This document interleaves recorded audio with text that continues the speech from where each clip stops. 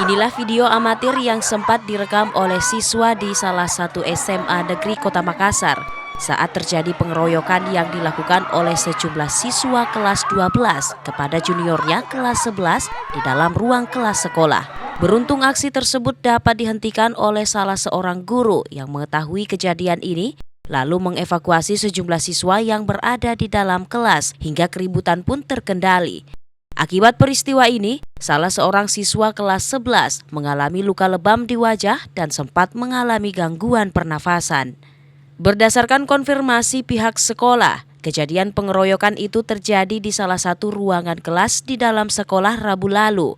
Peristiwa ini terjadi lantaran salah paham. Para pelaku anak kelas 12 menuduh kelas 11 telah menghapus tahun kelulusan angkatannya di dinding. Menurut Wakil Kepala Sekolah Kesiswaan Arif Siki yang dikonfirmasi Selasa sore menuturkan, kini kelima orang siswa yang diduga sebagai pelaku telah dilaporkan dan diproses pihak Polsek Mamajang. Selain itu, untuk kelima orang tersebut juga telah dikenakan sanksi skorsing. Sementara itu, menurut Kasih Humas Polrestabes Makassar, AKP Lando Sambolangi menuturkan pihak kepolisian masih melakukan pemeriksaan terhadap 5 orang siswa terduga pelaku pengeroyokan. Polisi juga masih memberikan kesempatan kepada kedua belah pihak, yakni pelaku dan korban untuk berdamai.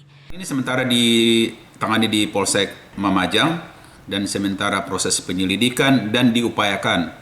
Kita memberikan kesempatan kepada para pihak untuk melakukan perdamaian agar tidak berdampak negatif kepada siswa-siswi yang akan mengganggu proses belajar mengajar dan masa depan. Hingga kini polisi juga masih menangani kasus tersebut dan meminta kepada pihak sekolah untuk memantau para muridnya agar kejadian serupa tidak terulangi kembali.